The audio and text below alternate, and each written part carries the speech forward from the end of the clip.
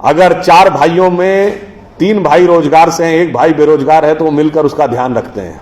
बेटा बेरोजगार है तो बाप मरते दम तक उसका ध्यान रखता है, क्योंकि हमारे यहां कहा गया जो कमाएगा वो खिलाएगा, जो आया है वो खाएगा। अरे भाई, आप तो सिर्फ आदमी तक रहे। हमारी ये सोच इतनी व्यापक थी। मैंने कहा ना, झूठ के पुलंदे कैसे रखे गए। अगर आप लोगों से बहुत को ध्यान हो तो जब पितृपक्ष आता है, श्राद्ध पक्ष, जिसमें पूर्वजों के लिए किया जाता है, तो उस दिन, जिस दिन आप अपने पूर्वजों का तर्पण करते हैं, उस दिन क्या होता है, 3 खाने के हिस्से निकाल के रखे जाते हैं। किसके लिए? एक कुत्ते के लिए, एक कौवे के लिए और एक गाय के लिए। क्यों? हमारे यहां गाय देवतुल्य पशु माना गया है, हाईएस्ट पेडेस्टल पे है। कुत्ते को शमशान का के देवता भैरव का वाहन माना गया है, एंड ऑफ द लाइफ की तरफ दर्शाता है। और कौवा उस प्रकार की श्रेणी का जंतु है जो कि तमाम गंदगियों को साफ करता है। यानी हम सिंबॉलिकली ये कह रहे हैं कि अगर भगवान ने हमको सबसे developed creature of the earth और ऑफ द यूनिवर्स बनाया है, तो लोएस्ट से लेके हाईएस्ट तक हर आदमी का ख्याल रखना हमारा कर्तव्य है, हर जीव जंतु का ख्याल रखना हमारा कर्तव्य है। वो वहां तक पहुंचे नहीं पहुंचे। इसीलिए मैं कहता हूं कि सिस्टमेटिकली बैठकर आप लोगों के दिमागों में, हम लोगों के दिमागों में 2-2, 3-3 पीढ़ी से ऐसी चीजें बैठाई गई जिसके ठीक उलट थी। 1-2 उदाहरण और दूंगा। जैसा अब ये भी ममता जी ने बोला फिल्मों के बारे में, फिल्मों में भी आपने देखा, जैसे उन्होंने बताया, एक ऐसा सीरियलों में कैरेक्टर होगा। अब मैं एक दूसरी बात की तरफ आता हूं। आपने जितनी हिंदी फिल्में देखी होंगी, भाई मैंने तो हिंदी और इंग्लिश के अलावा नहीं देखी, एक आधा उर्दू की फिल्म ही देखी है, अन्य भाषाओं की तो फिल्में मैंने देखी नहीं है। मगर हर हिंदी फिल्म में शुद्ध हिंदी बोलने वाला कैरेक्टर या तो विलेन होगा या कॉमेडियन होगा। ये धीरे धीरे हमारे दिमाग में बैठ गया। हीरो क्या बोलेगा? 60, 70 और 80 के दशक तक उर्दू मिक्स्ड हिंदी बोलता था, पिछले 20 साल से इंग्लिश मिक्स्ड हिंदी बोलेगा। आप सबने वो गाना सुना होगा, विनोद खन्ना जी जिनकी डेथ हो गई, एक उनके ऊपर है जिसको कॉमेडियन गाना माना जाता है, प्रिय प्राणेश्वरी यदि आप हमें आदेश करें तो प्रेम का हम श्री गणेश करें। ये गाना क्या माना जाता था? कॉमेडी का। और एग्जैक्टली यही गाना, यही वर्ड्स का गाना, इब्तिदाए इश्क में हम सारी रात जागे अल्लाह जाने क्या होगा आगे, यह है अच्छा गाना। और इतना ही नहीं, जी हाल मुस्किन मुगम्बु रंजिश बहार हिजरा में सारा दिल है, इसमें दिल के अलावा कुछ समझ में आया नहीं। हिंदी के शब्द आ जाए, अरे साहब बड़ी कठिन हिंदी, बड़ी क्लिष्ट हिंदी कहां से ले आए, अगर साफ साफ उर्दू भी बोल दिया ये कहां ले आए, अंग्रेजी मिक्स्ड होना चाहिए। भाई अंग्रेजी मिक्स्ड होकर हम, देखिए ये सारी चीजें हम लोगों के दिमागों में बैठा ली जा रही हैं। हम कहां जा रहे हैं? एक छोटा सा उदाहरण आपको देता हूं। मैं किसी भाषा के प्रति सम्मान या असम्मान नहीं व्यक्त करना चाहता, एक तथ्य सामने रखना चाहता हूं। अंग्रेजी भाषा में केवल 5 वॉवेल हैं, AEIOU, केवल 5 वॉवेल, और मात्रा पाई जैसी कोई चीज ही नहीं है। इसलिए इसमें साइलेंट का भी प्रॉब्लम है और एक्सेंट का भी प्रॉब्लम है। एक कश्मीरी और पंजाबी जिस एक्सेंट में बोलता है, एक बिहारी जिस एक्सेंट में बोलता है, एक तमिल और केरलाई जिस एक्सेंट में बोलता है, उसमें भारी अंतर है। मगर जिन लैंग्वेजेस की फोनेटिक्स डाइवर्सिफाइड है, अब जैसे उसमें मैं एक एक्सट्रीम एग्जांपल देता हूं, संस्कृत। आप वैष्णो देवी के मंदिर जाइए या तिरुपति बालाजी के मंदिर, काशी विश्वनाथ या कामाख्या, जब पुजारी मंत्र बोलना शुरू करता है, एक्सेंट में कभी डिफरेंस देखा है? वो भी तो उसी इलाके के हैं। क्यों? क्योंकि आपकी लैंग्वेज की फोनेटिक्स डेवलप्ड है, साइंटिफिक है। उदाहरण के लिए, आप सब ने कभी ध्यान दिया हो या ना दिया हो, हिंदी में कहते हैं ना काखा गाघा अंगा, का जब बोलते हैं तो जबान कहां लगती है? फिर खा में और पीछे, गा में और पीछे, घा में और पीछे, जब अंगा बोलते हैं तो गले से निकलता है। The entire phonetics is designed as per the contour of your vocal cord. एक प्रकार के शब्द एक साथ, तथ दध ना सब दांत से अंतर है, पफ पफ मा सब होंठ से।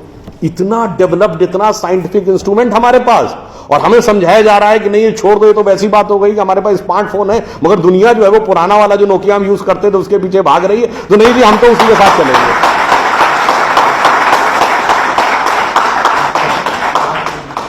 अंत में मैं एक बात और कहना चाहूंगा, हमें एक ये समझाया जाता है साइंटिफिक नहीं है, हम लोग साइंटिफिक नहीं है। साइंटिफिक एटीट्यूड से चलना चाहिए। मान लिया साहब, बिल्कुल साइंटिफिक एटीट्यूड से चलना चाहिए। मैं एक छोटी सी बात पूछना चाहता हूं। अभी एक विवाद आ गया, तो उस विवाद पर नहीं जाना चाहता। जो वो हज का सब्सिडी खत्म हुई तो कुंभ मेले का विषय आ गया। कुंभ मेला हम सब जानते हैं।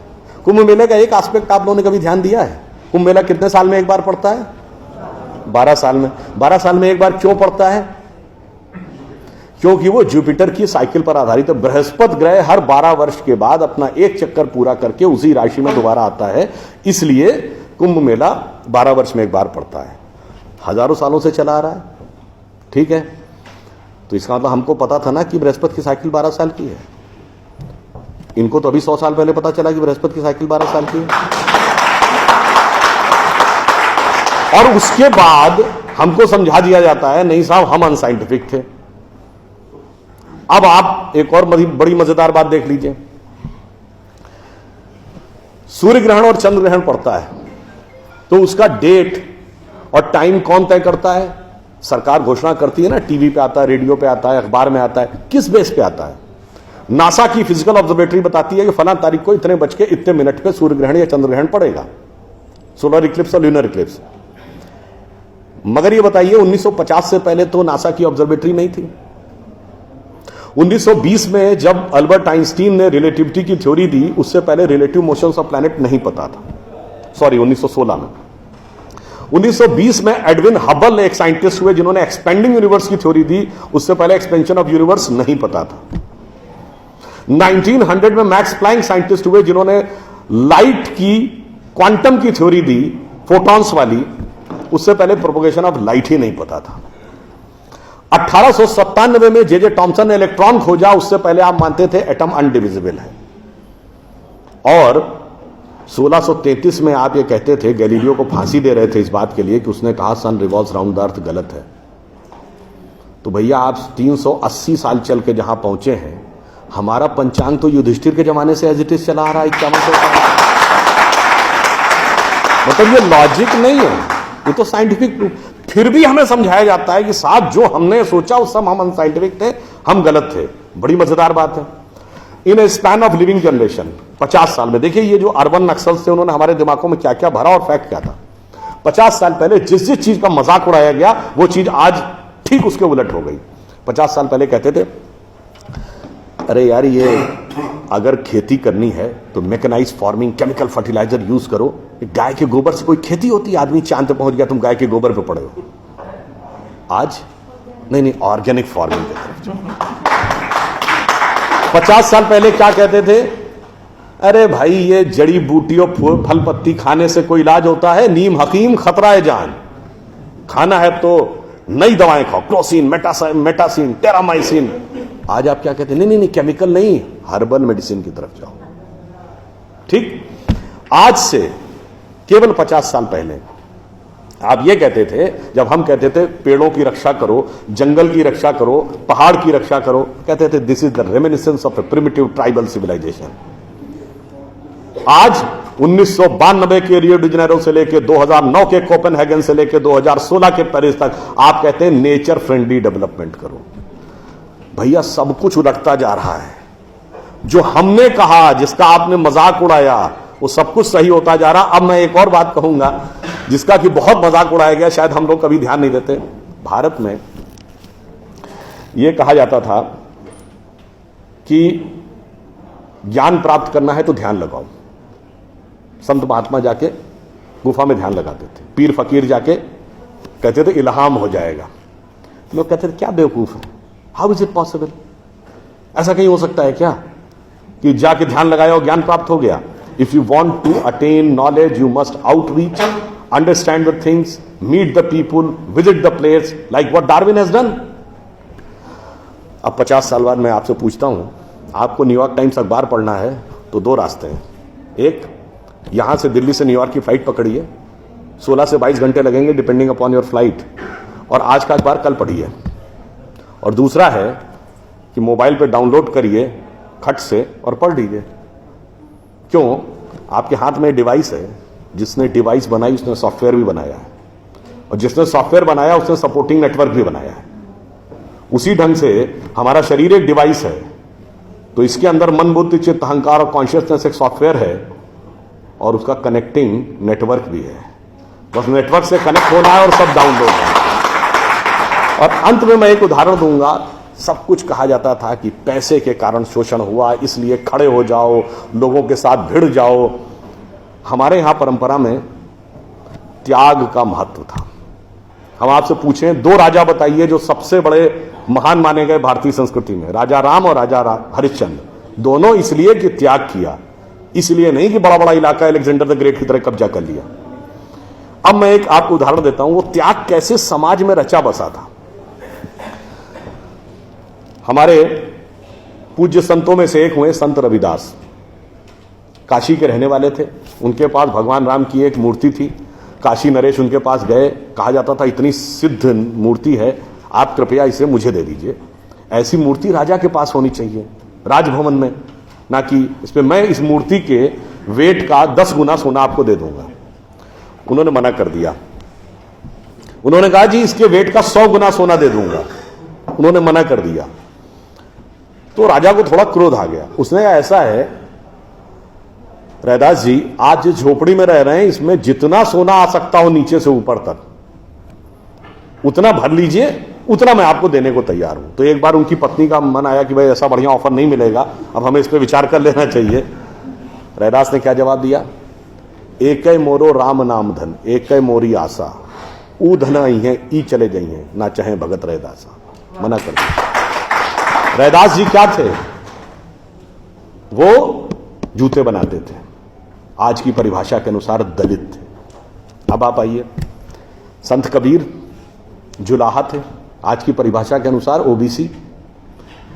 जब उन्होंने, उनके बेटे ने भगवान के भजन के बजाय पैसा कमाना शुरू किया तो कबीर ने क्या कहा? उनके बेटे का नाम था कमाल। उन्होंने कहा बूढ़ा वंश कबीर का, उपजा पूत कमाल, और हरि का भजना छोड़ के घर ले आया माल। यानी उन्होंने उसको डिस्कार्ड किया। आप त्याग में रह के दिखाएंगे। अब आप आइए, मीराबाई राज परिवार की थी आज के हिसाब से, फॉरवर्ड। और उन्होंने क्या कहा? पायो जी मैंने राम रतन धन पायो, और जन्म जन्म की पूंजी पाई बाकी सबे लुटायो। उन्होंने भी पैसे की तरफ नहीं रहा। और अंत में ये सब एक ही कंटेम्परेरी है, तुलसीदास जिन्होंने रामचरितमानस लिखी, वो ब्राह्मण थे, फॉरवर्ड आज के जमाने के हिसाब से। कहा जाता अकबर उनके पास गए।